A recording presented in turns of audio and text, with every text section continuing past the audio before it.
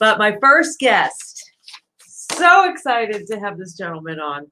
He opened his exquisite restaurant in Palm Beach Gardens in 1986, along with his wife, Gigi. And this was years before PGA Boulevard had any malls or commons or malls or malls. I mean, definitely way ahead of the game. It was a time when gentlemen wore jackets and ties and women dressed to the nines. People dressed to go out for a nice meal. Along the way, he also opened the very popular No Anchovies for a more family-friendly approach to his Italian cuisine, as well as Off the Vine on PGA. Love that place. Now in its 34th year, Cafe Chardonnay has been nominated for more Girona and Wine Spectator awards than I have fingers. And it is my great pleasure to welcome Chef Frank Eucalitto. Chef, thank you so much Taylor. for the time. How are you? Great. Good to see you. Good to see you too. Before I show the audience the beautiful surprise that you made for me, how does it feel?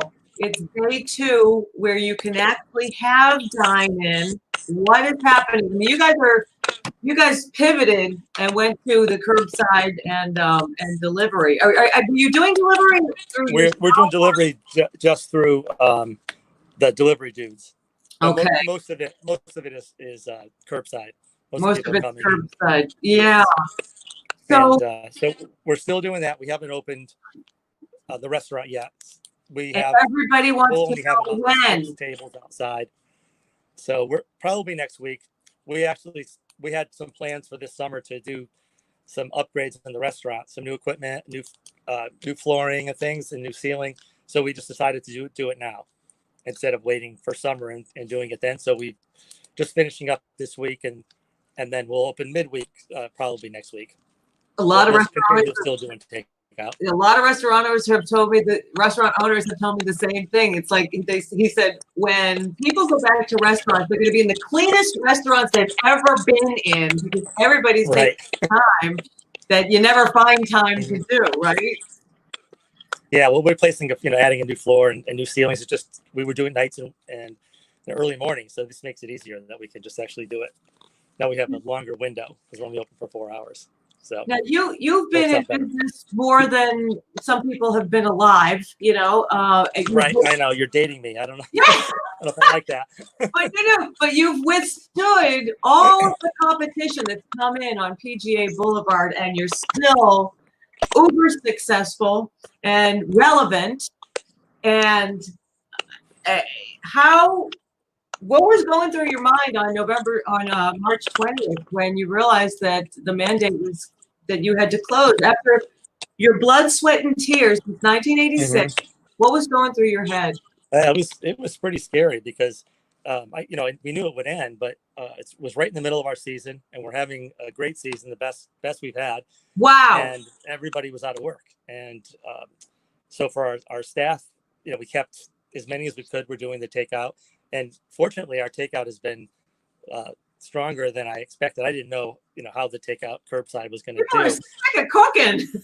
Yeah, and we brought back some of our old No Anchovies specialties that you can buy, order online or call us and pick those up too. So it gave another reason to order from us, because it wasn't just our fine dining. We have home cooked casual Italian, the recipes we used to cook then. We sold it in 2001. And people have been asking me still, when are we going to open again? So I thought, well, let's just bring the food back, at least for now. Right. It's been almost 20 years. I was reading an article from 2017 by Jan Norris in Florida Weekly, and you mentioned that everybody still asks you, can't you bring back No Anchovies? And you're like, I thought about it. That was 3 years ago. And this year, you did it out of, pivot. Right. And I was trying to do that out of our kitchen here, but we were too busy to do delivery and takeout. So now with less seats, we'll continue it, and then we'll see what happens. But we're still going to continue the curbside after we reopen, because I think we're going to be at 25% for a few weeks, and then 50% probably for a month, maybe longer. I don't know. And a lot of people just aren't ready yet. They're still not ready. Yeah, and fortunately it's summer, so with 50% capacity, that's probably what we would do in business anyway for the summer. So if we can get people to come back for that, that's great. But we won't need the full restaurant until October. So hopefully by then we'll be a little farther ahead of this virus than we are now. So how much has the social distance supper club affected your ability to just kill it and crush it with curbside delivery? It was great. We've done 2 so far. We have another coming up tomorrow. So first one we did was Chardonnay, and we did great. I think we did 50 or 60 orders, but then the next week we did No Anchovies. We did 120 or something. Wow. Entrees. It was great, and it's nice people, and Crystal does a great job. And I've known Crystal since she was in school with our kids. She's a couple years older than our oldest, but her husband, friends with her husband and the family, and so known her for a long time. She does a great job. Well, as you mentioned, tomorrow is your day on Socially Distant Supper Club. What does that mean for people who don't know? There's Socially Distant Supper Club chapters like all over South Florida now. You guys are in the North Palm Beach County chapter, and I've got your menu right here. So how it works is you order from Cafe Chardonnay today, and then you pick it up tomorrow sometime between 4 and 8 p.m. And your prefix menu is unbelievably priced. I mean, for Cafe Chardonnay, yes, got a 3-course dinner for $30 per person. That's insane. For Cafe Chardonnay. Wow. Did I lose him? I think is he frozen? Okay, well, I'm going to show you. Oh, there he is. I have food cam, Frank, and one of the dishes that's You're on. back. Now we're going There back. you go. One of the dishes that's you've got the 3-course, $30 per person menu. You've got the first course is choice of blue crab and sweet corn bisque, or what I have in front of me right now. Let's see if we can put food cam on. Hang on. Wait, can you see it? Can you guys see it? Can we bring that up, Ruby? This is the wild. Oh, wait. There we go. Hold on. I have to. Oh, okay.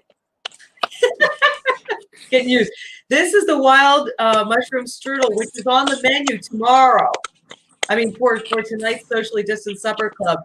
This is one of my favorite things ever, Frank.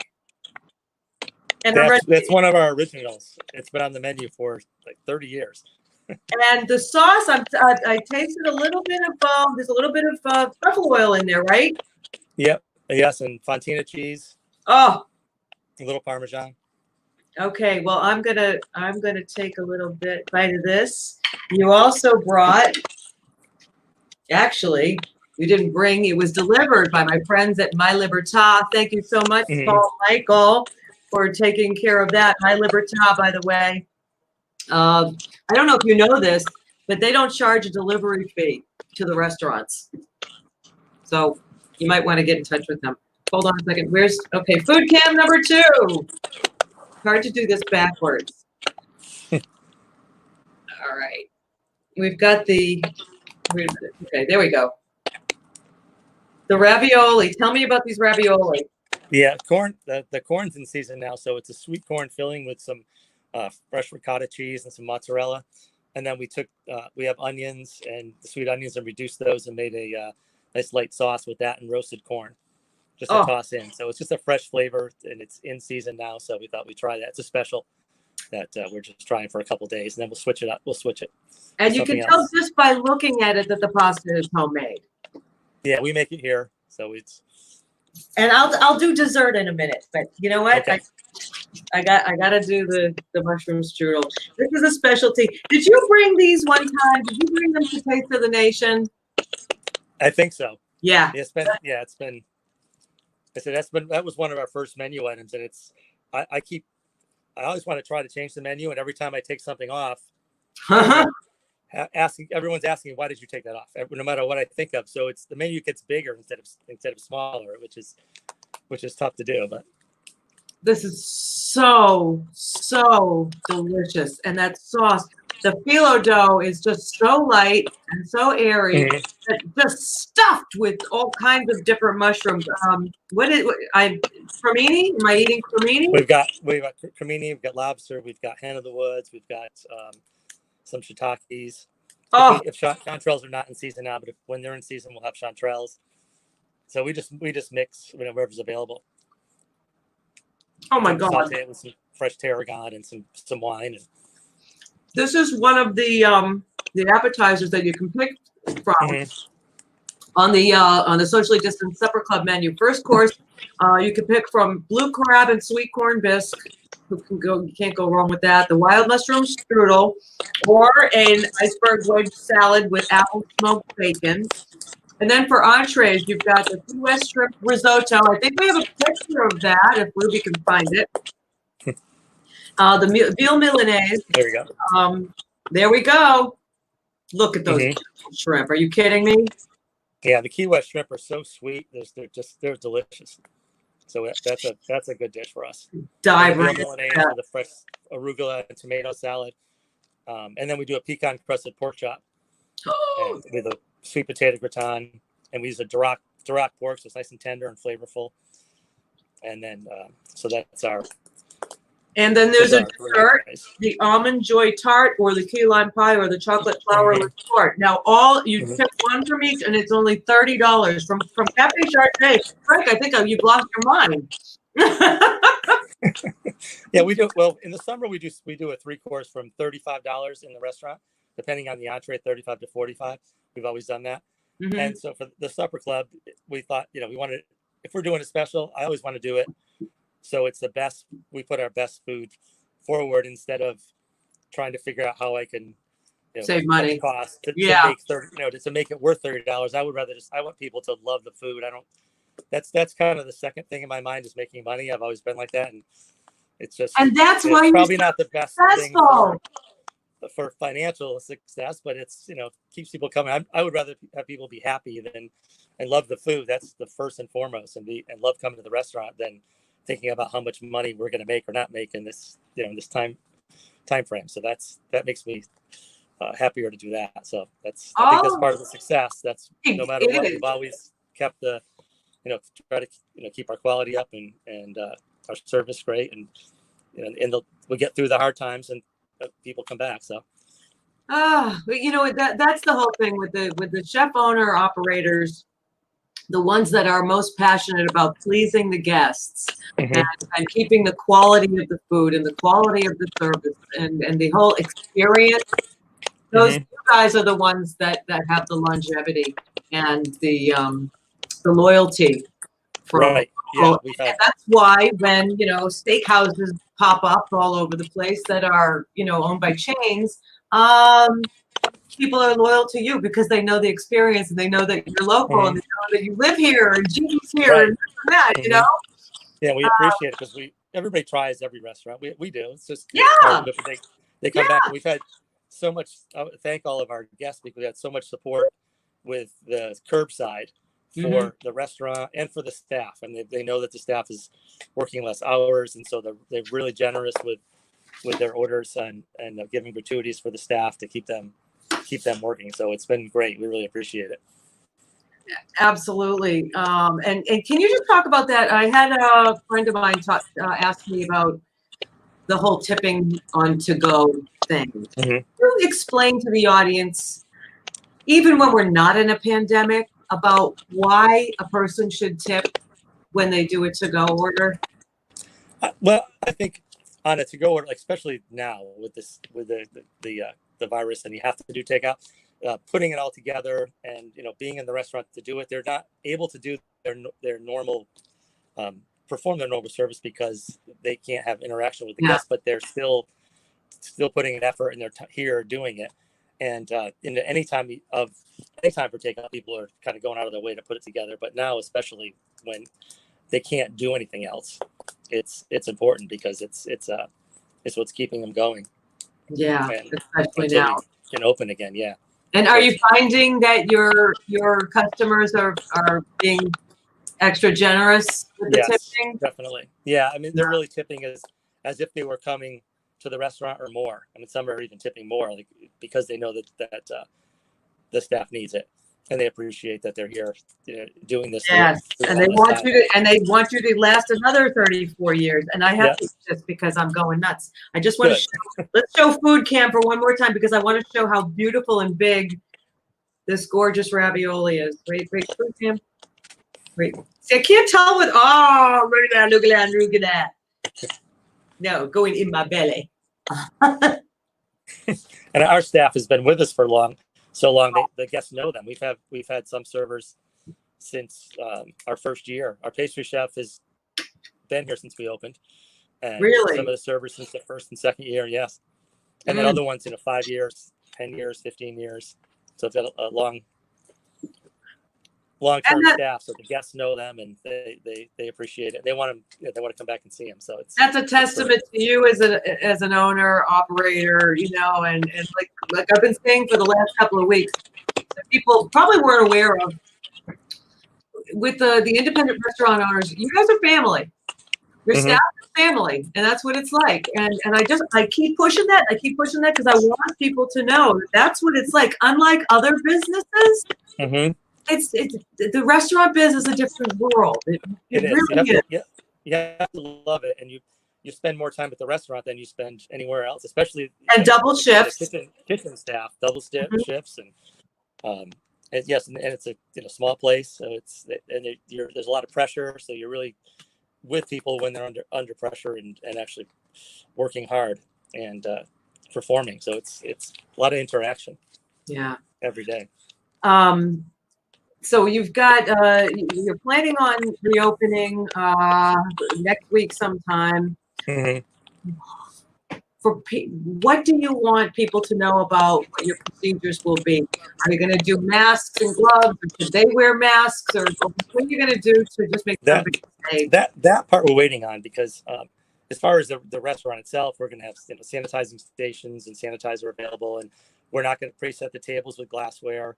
We're going to have to go to roll-ups for the tables instead of presetting, and we like the look of glassware on the table and a beautiful place setting, but we know that's we just can't do that right now. And we're going to designate different staff members for different positions. So one person in the front, they'll have a couple that are taking orders. They won't be picking up or delivering food. Someone else will just be delivering food. Somebody else will be clearing. A different person will be setting. And so we're going to be kind of distancing, even trying to distance the staff in that sense. But we're waiting to see what happens in the next week or two with the masks, because it would be really tough to have a nice night out for your anniversary and your server can't communicate. And so I know in some restaurants the servers are kind of standing back and they're not in masks, and maybe the support staff is, and they're washing their hands constantly and using sanitizer, and we're going to temperature check the staff when they come in. So if they have anybody that we've been doing that, no one's had one, but if they do, we would just not have them work. So we think that our staff would be safe. And if people feel comfortable coming out, I think they'll, in any place, if they're feeling comfortable and they're healthy, to go out. But if you're worried about not, being healthy, that you might get sick, I think those people should consider that they should keep doing curbside for a little while. And I know I have family that's going to do that. They want to go out, but they're not going to because they don't feel that they might have a lung problem or something. They're afraid of getting sick, and that's who should be staying home and waiting till it's a little further in. So exactly. Mark Frangione from Pelican Cafe says, "Oh, yeah, he's a great guy, Mark." Yeah. So I know that Jill Maxon wants to know. Is there any plans for a brick and mortar No Anchovies? Or I don't know. A few people have been asking me, so I'm going to wait and see what happens with this. Go through this season and see what happens with who knows what's going to happen with the dining world. If people are going to ever, get back to the same habits, you change your habits and then you got to start new ones. So I may have to just get a big outdoor spot and do pizzas and beer outside or something. And you have outdoor dining, so you're that. Yeah, we've got some outdoor seats and we'll space the inside. We've got real high ceilings. We're getting air filtration system. It's Remy Halo, and it kills 99.9% of any kind of microorganism, including coronaviruses. Wow! We're going to get those installed, and so the air conditioning. So that I know that's been a question for some people that the AC units might be kind of generating it. So who knows? Everybody's got a different theory, I think, of what's causing it, what's spreading it. Yeah. We're just going to take the precautions we can and go forward. Yeah. I need food cam again. I got my dessert here. And oh, Frank. And here's some chocolate that I didn't have a chance to put on yet. But what is this? That's our chocolate pecan pie. That's another one that's been on the menu since we've opened. That was on the menu when I opened my first restaurant. We had a place in Tequesta. They call it Cobblestone Cafe.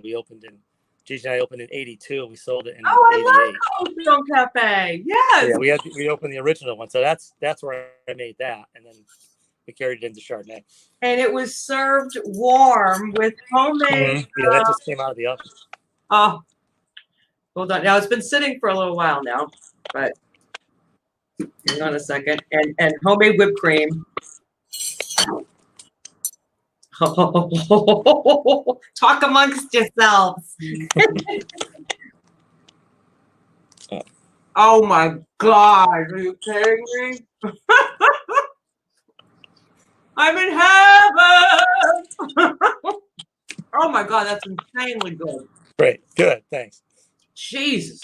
Wait a minute, that's not on tonight's menu though. No, it's not on that menu.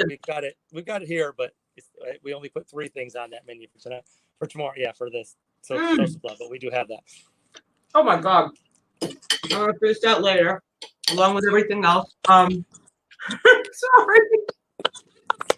And you've got cocktails to go too. Wine and cocktails. Yes. Doing 40% off our wine list.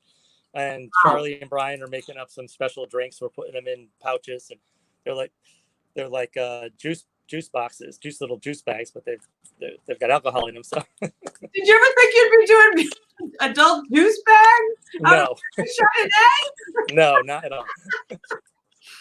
Oh my God. No, and when things get back to normal again, you can enjoy, you have the finest wines, your Corona and Red Wine Spectator Awards. And you're still growing your own vegetables in your garden? Yeah, I've got about 100 now the season's over. I've got about 100 tomato plants. Wow. And I've got zucchini, little baby eggplants, a lot of herbs. But now it's getting too hot. So it's the end of growing season for South Florida. So get ready for next year. It's not enough to supply us, but I like doing it. So it's fun to be able to have that many plants and bring the product into work. A lot of beans, Romano beans and things. But it's so something to do. Get up in the morning and do it before we come into work. So it's fun. Well, congratulations for making it out the other side, day 479,000. Feels like that. No, really, it's the whole pivot thing. All of the good operators knew, you can't take me down. You can't take me down, coronavirus. Yeah. And innovative things like especially the supper club that came along and just helped. And I just want everybody to know that you're open, and go to cafechardonnay.com to see the No Anchovies menu. And again, the supper club menu is on Socially Distanced Supper Club, North Palm Beach chapter. You call in your order today, you pick it up tomorrow. Incredible pricing. And anything you'd like. I want that question.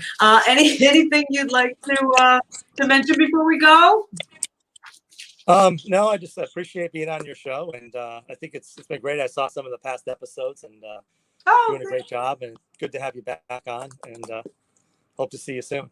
Thank you. Yeah, well, when I leave, I was going to say I'll bring the dishes back, but these are my dishes. So they're your dishes, yeah.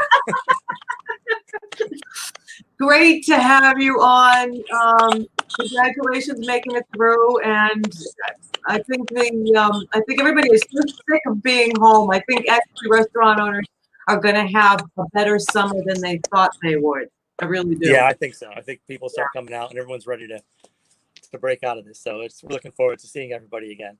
All right, Frank. So, Thank you so much, Chef, for taking this time. Good luck. you're welcome. Thanks. Good to see you. Good to see you. And everybody, it's cafechardonnay.com. Go find them on the socially distanced supper club for the dinner for tomorrow. And if you already have plans for dinner for tomorrow, they've got the No Anchovies menu and the Cafe Chardonnay menu. And then opening up next week. Take care. Thanks. Bye. All right. Bye-bye.